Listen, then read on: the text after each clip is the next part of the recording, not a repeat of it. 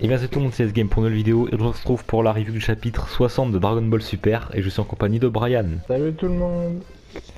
Voilà, donc la petite review mensuelle du chapitre Dragon Ball Super. Comme d'habitude, on va résumer le chapitre au début puis on va dire ce qu'on en pense et puis les théories, tout ça.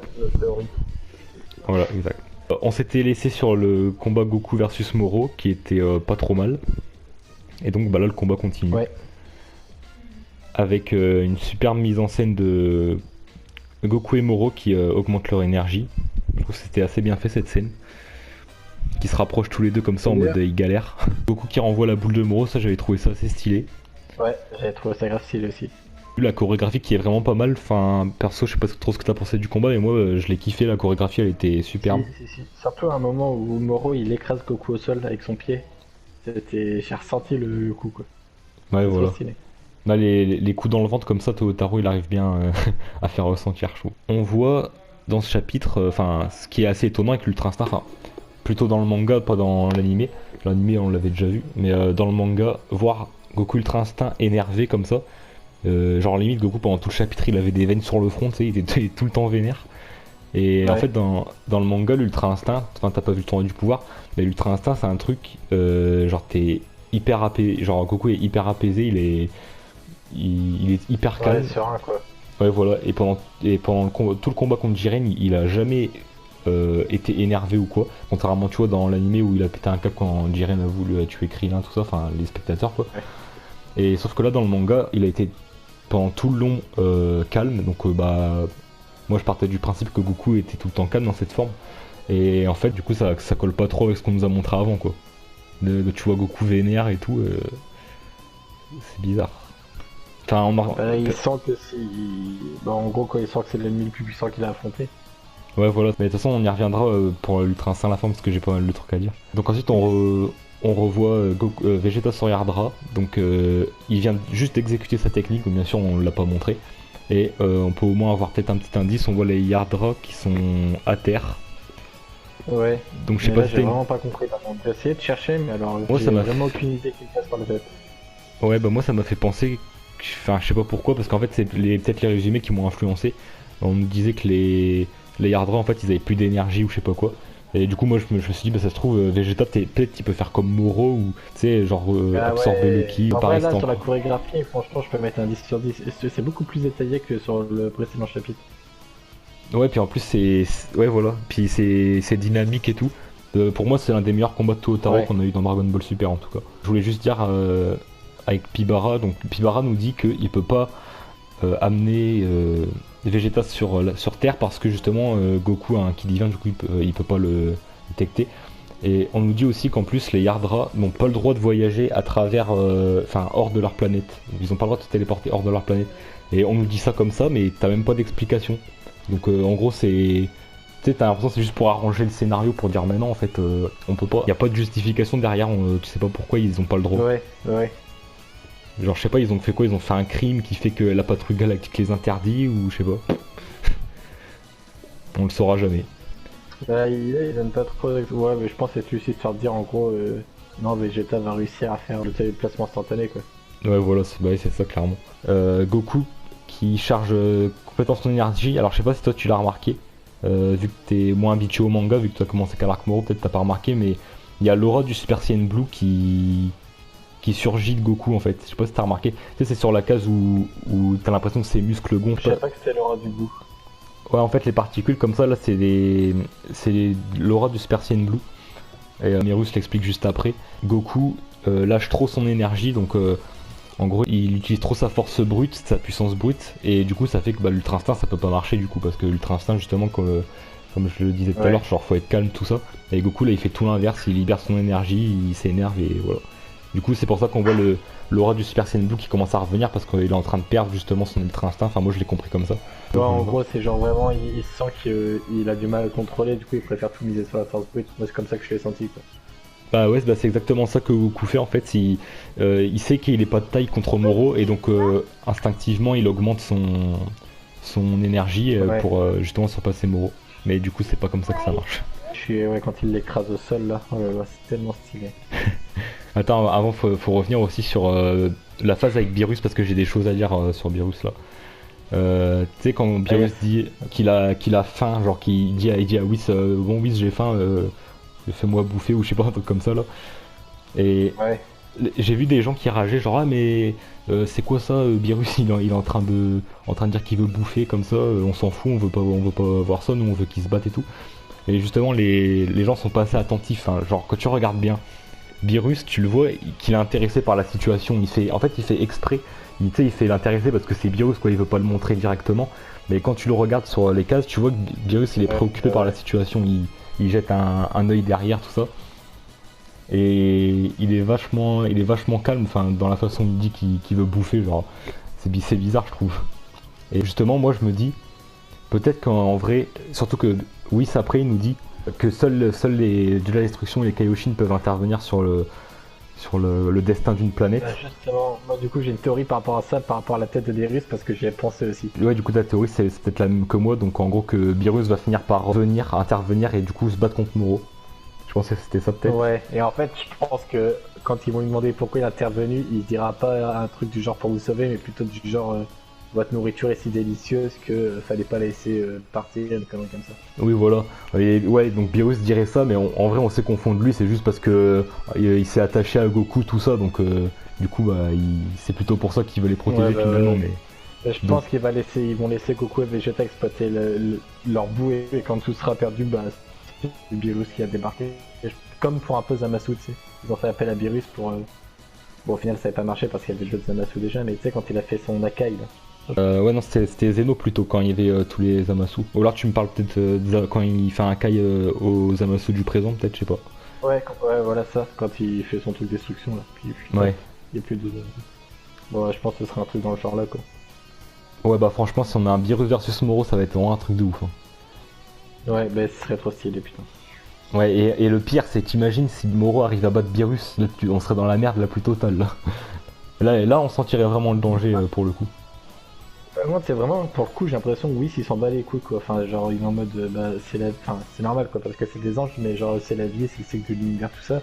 Mais je pensais que quand même ça le ferait un peu plus chier quoi parce que comme il regarde le combat de près et dans son regard on dirait genre il s'en fout. Ouais bah après oui s'il a bah, même autant du pouvoir je crois que oui s'il se comportait comme ça, enfin ouais bah après voilà c'est un ange quoi oui hein, quoi. Comme tu l'as dit c'est un ange donc ouais.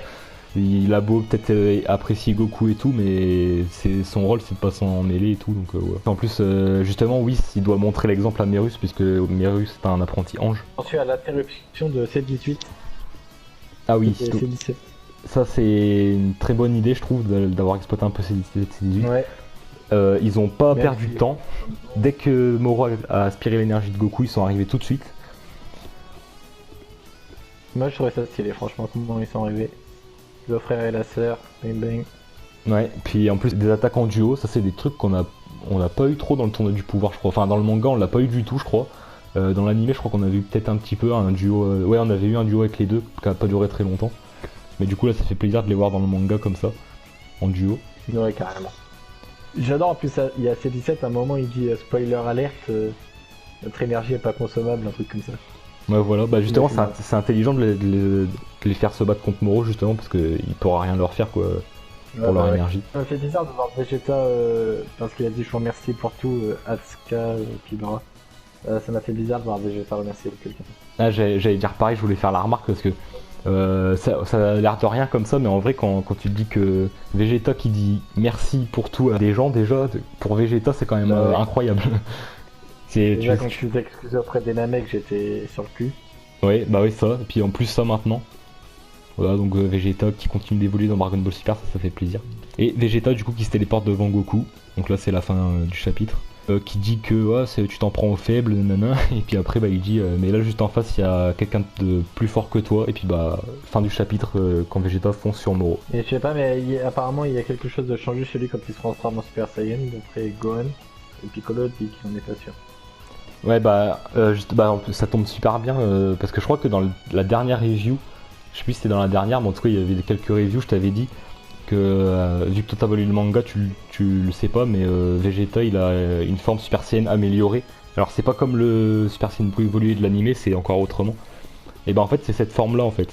Et c'est pour ça que Gohan et Piccolo ils disent Ah bah tiens, c'est la même forme que dans le tournoi du pouvoir. C'est parce qu'en fait c'est la forme qu'il utilise dans le manga contre Jiren. Donc au final il y a D'accord, pas, ok. tu vois, du coup il y a pas de grand changement. En fait il y a juste l'aura Ouais. qui, il y a du blanc dans l'aura. Enfin du coup c'est pas blanc dans les vraies couleurs, mais faudra voir avec des couleurs. Donc c'est le Super Saiyan Blue évolué du manga, faut se dire ça. Donc en gros s'il y a un animé, ça serait peut-être qu'à la place ils mettront le Super Saiyan Blue évolué. Et du coup, toi, tu as combien de théories là en tête qui te viennent? Bah, avant les théories, j'ai déjà des choses à dire sur des trucs qui vont pas. Donc j'ai deux choses à dire. Ouais, Donc je t'explique, après toi tu me diras si t'as des choses à dire. Première chose avec Vegeta et le déplacement instantané. Je sais pas ce qu'il voulait faire Toyotaro. Je récapitule le truc. T'as Pibara qui dit ouais bah en fait je peux pas me téléporter parce que je peux pas aller, du coup je peux pas aller sur Terre et tout, désolé. Vegeta qui dit bon allez bah du coup je vais apprendre le déplacement instantané, je peux faire que ça. Bah Goku perd son ultra instinct. Pibara lui dit ah bah finalement je peux du coup parce que je sens le kit Goku, bah allez je vais faire une exception pour toi. Et Vegeta qui dit non en fait je veux quand même apprendre le déplacement instantané. J'ai trouvé ça complètement débile parce que après juste après quand il se téléporte il dit t'inquiète Goku je te laisse ta technique, je l'utiliserai plus. Genre Ouais. à quoi ça sert? Pibara il peut emmener Vegeta, il l'emmène c'est tout. Tu le fais pas apprendre le déplacement instantané à Vegeta. Ça a aucun sens. Du coup en fait bah justement je me Bah suis ouais. dit ça c'est au final c'est que du fan service, donc aussi bien du fan service que Tootaro a voulu faire pour nous, mais qu'il a voulu faire pour lui aussi surtout parce que genre il s'est dit ah j'ai envie de voir Vegeta faire le déplacement instantané. Du coup bah il a fait ça. J'ai trouvé ça complètement débile. Enfin, je veux dire scénaristiquement c'est n'importe quoi avec Vegeta. Autre chose que je voulais dire c'était l'ultra instinct. Avec l'ultra instinct je sais plus quoi en penser parce que je sais même plus au final qu'est-ce que c'est l'ultra instinct. Parce que bon ça va, Ouais, Nerus il y il a tellement de fait formes sous l'ultra instinct. ouais mais on sait même plus c'est quoi le principe maintenant parce que Goku dans ce chapitre il se bat, il s'énerve, il augmente son énergie et tout, comme une transformation classique, comme s'il était en Super Saiyan quoi. Alors que justement, comme je t'ai dit tout à l'heure, l'Ultra Instinct c'est censé être calme, tout ça. Bon ça, à la limite, ok, s'il commence à s'énerver, ok. J'aurais préféré que, en fait, ses prémices de l'Ultra Instinct, il s'arrête tout de suite, parce que Merus il dit, parce que ça je crois je sais plus si on l'avait dit, mais Merus il dit qu'il perd les prémices de l'Ultra Instinct justement parce que Goku il utilise trop son énergie et tout, enfin, et du coup il peut pas Ouais. maintenir les prémices d'Ultra Instinct. Sauf que bah, c'est bien de dire ça, mais ça aurait été mieux de le couper avant parce que ça fait quand même depuis tout le combat que Goku il est en train de dépenser son énergie comme ça et à s'énerver. Donc si encore Goku il avait perdu son Ultra Instinct directement, bah ouais ok. Bah après je trouve ça bizarre qu'il l'ait gardé tout ce temps puis pour qu'au final au dernier moment on dise ah bah non c'est bon en fait il l'a perdu. Dans la logique, il aurait dû le perdre tout de suite, quoi, c'est ça que je veux dire. Du coup, c'est pour ça que je disais l'ultra instinct, on sait plus ce que c'est. Est-ce que au Bah ouais. final, faut vraiment être calme pour le contrôler? Est-ce que tu peux quand même l'utiliser comme une transformation classique? On sait plus trop ce que c'est, donc ça serait bien qu'ils nous refassent un petit point sur ce que c'est vraiment l'ultra instinct, parce que là, on sait plus, surtout entre l'anime et le manga. Bah ouais, surtout qu'en vrai, je pense que pratiquement tous les entraînements de Goku, on lui disait tout le temps, tu sais, parce qu'il faut être calme pour l'ultra instinct, on lui disait tout le temps de se vider la tête, penser à rien et tout et tout. Genre, ça a commencé avec Mister Popo et ça fait que. Enfin, il a eu beaucoup d'entraînements comme ça, alors en vrai, je pense qu'il ne devrait pas avoir de difficulté à le faire. C'est ça que je comprends pas. Parce que même pendant ses combats, il a toujours réussi à se vider que la tête, quoi, pour se concentrer vraiment sur le combat, l'énergie de l'ennemi, tout ça. Là encore, ça peut se comprendre dans ce chapitre parce que, comme Nerus l'a dit, je crois que c'est Nerus qui l'a dit, Goku il était dépassé, enfin il sait que Moro est plus fort que lui, donc Goku il s'est emballé, Ouais. il a commencé à mettre toute son énergie, donc bah ça encore ça passe, mais juste que du coup, comme je t'ai dit, bah il aurait pas dû maintenir l'ultra instinct, il aurait dû le perdre tout de suite du coup. Surtout que dans le manga, Ouais. Goku avait fait une belle métaphore, il avait dit je suis aussi calme que le mont que les cascades du mont Paozu, un truc comme ça. Donc en gros il était hyper calme et tout, et puis là bah, on nous montre tout l'inverse. Donc c'est pour ça que je dis qu'on sait même plus ce que c'est l'ultra instant final. Donc toi t'as pas de points négatifs à rajouter ou je sais pas, des remarques? Non. Bah, à part que, enfin, d'un côté, voilà, mais genre que. Non, Piccolo, tu sais, il est toujours du genre à vouloir pas foncer dans le tas, mais il reste pas là sans agir, et puis là, il dit à Gohan de rester en retrait, sinon il se ferait absorber son énergie, alors que normalement, quand Goku est en difficulté, ils sont toujours là à les aider, même s'ils peuvent se faire absorber leur énergie, ils sont. Enfin, ça, j'ai trouvé ça aussi un peu con, quoi. Enfin, de dire en gros, Piccolo, ferme ta gueule, reste derrière. Ah non, moi justement j'ai trouvé ça intelligent parce que genre ça servait à rien que Piccolo et Gohan y aillent parce qu'il y avait déjà C18 et C17. Ouais. Après je pense que sur le long terme, genre en gros si Vegeta n'était pas arrivé, au bout d'un moment ils y auraient été parce qu'ils auraient pas le choix tu vois. Mais là forcément on n'a pas eu le temps de voir ça parce que Vegeta est arrivé. Mais je pense que ouais si ça avait duré plus longtemps ça aurait fait comme tu m'as dit, ils auraient foncé puis voilà parce qu'ils avaient pas le choix quoi. Parce que ce serait les derniers espoirs quoi.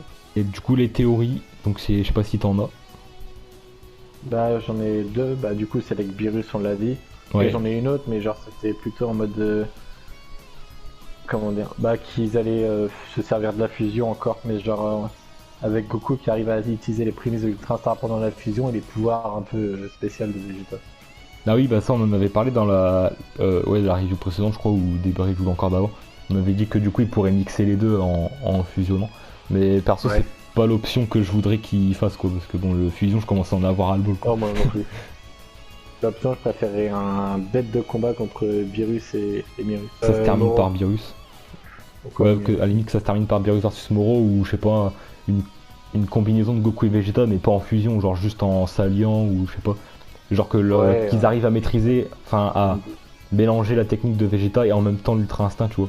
Les théories qu'on peut se faire surtout c'est la technique de Vegeta. Donc je sais pas si toi t'as une idée à part les trucs qu'on a dit tout à l'heure. Franchement, j'en avais aucune à part quand tu m'as dit ça, je me suis dit pourquoi pas, mais franchement, je vois pas du tout ce que ça pourrait être d'autre. Moi du coup j'en ai deux, bah celle que je t'ai dit tout à l'heure là où peut-être qu'il pourrait prendre l'énergie ou un truc comme ça, mais après je trouve ça serait un peu bizarre parce que bah, c'est ce que Moro sait déjà faire donc ça serait bizarre que Vegeta puisse le faire aussi, je sais pas. Soit ça ou... Donc en fait moi ma théorie c'est soit que genre Vegeta arrive à se faire un clone spirituel que Moro ne peut pas voir et que Vegeta du coup lui il peut le frapper avec son clone, genre son clone spirituel invisible quoi. Il peut le frapper comme ça, forcément il serait moins puissant je pense, il aurait pas la puissance de Vegeta mais moins puissant. Et qu'en gros Moro peut pas le voir, il se ferait frapper par le Vegeta spirituel. En gros que le principe du truc c'est que Vegeta bah, il fait un clone spirituel. Donc Bon, soit alors après, les... ça m'étonnerait pas parce que chez les Yardra, je crois, ils le font ça. Ouais bah exactement et c'est Pour pour impressionner, ça que j'y pense. intimider. C'est quand ils sont leurs clones. Mais après, c'est qu'il y a tellement de techniques, comment, entre guillemets, liées à la magie qui pourraient exister. Ils pourraient nous sortir des trucs totalement mindfuck que. Bah, franchement, j'ai pas d'idée. Ouais, après j'espère quand même que la technique de Vegeta c'est pas un genre juste un rayon ou une attaque. Genre j'espère que c'est pas une sorte de rayon qui enlève l'esprit ou qui enlève l'énergie ou tu vois, je vois un truc plus impressionnant Ah ouais, et plus ouais. original que ça quoi. Parce que si c'est une attaque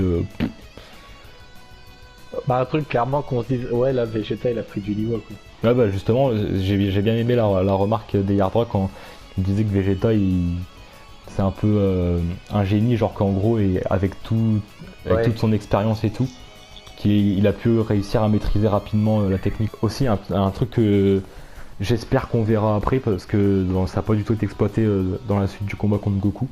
C'est la magie de Moro. Genre Moro il nous avait dit qu'il a plein de techniques sous la main et tout.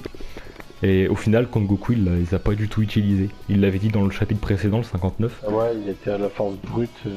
Ouais voilà Ah, ouais. c'est ça, en fait ça a été plutôt un combat à force brute et tout, alors que d'un côté t'as l'ultra instinct, bon l'ultra instinct oui forcément c'est de la force brute aussi, mais il y a un peu plus d'esquive tout ça. Et Moro lui n'utilise pas du tout, genre aucune magie, alors que c'est le principe du personnage. C'est un peu bête de le réduire à ça, alors que, enfin de le réduire à juste un combattant classique, alors qu'il a plein de techniques de magie. Donc du Ouais, coup j'aurais bah, bien aimé que Moro, vas-y. il absorbe l'énergie de Goku en Ultra Instinct. Non mais du coup il pouvait pas réussir parce que Goku il était en super vitesse dans le chapitre précédent. Du coup il arrivait Ouais. pas à lui absorber. Mais après par contre ouais ce que tu dis ça peut marcher avec Seven Three parce que Seven Three si imaginons qu'il apparaît d'un coup, il touche le coup de Goku, ça y est il a l'ultra instinct tu vois. Donc là par contre avec Ouais, Seven Three ça- ça pourrait marcher. Et Bon, justement en vrai, là, il pourrait tellement faire des trucs là, des prisonniers galactiques. Faudrait pas que ça s'arrête là, tout de suite maintenant, quoi. Faudrait que. faudrait qu'il y ait un gros retournement de situation. Donc justement, pour faire ça, on peut utiliser Shimoleka et Seven Three. Donc imaginons Seven Three, Shimoleka et Seven Three reviennent d'un coup. Seven Three prend l'Ultra Instinct de Goku ou je sais pas, un bordel comme ça. Et puis ça peut partir loin après comme ça. Ou même qu'il absorbe la technique de Vegeta aussi, on verra ce que c'est. Mais Ouais. Genre avec Seven Three, il y a encore des choses à Voilà, faire. après je me dis, est-ce que Seven Three après rejoindrait pas le côté de Goku et tout après avoir vu ce qu'ils ont fait même comment il s'appelle? Bah celui-là où il a donné trop d'énergie puis il est mort. Ah ouais, Sagambo. Non, je Voilà, pense ça pas parce que Seven Three c'est une forme de vie artificielle, donc lui il a pas de sentiments, il ressent pas les trucs comme ça. Lui, Ah bah ouais. juste il obéit quoi. Il y aurait tellement de faire un truc, tellement moyen de faire un truc stylé, même avec toute la Z-Team au complet. Ça pourrait être franchement pas mal. Ah Pas ouais. juste s'arrêter au combat décisif quoi. Faudrait qu'il y ait vraiment un retournement de situation. Ouais, voilà, en fait j'aimerais bien que les autres, la Z-Team, participent à la victoire finale.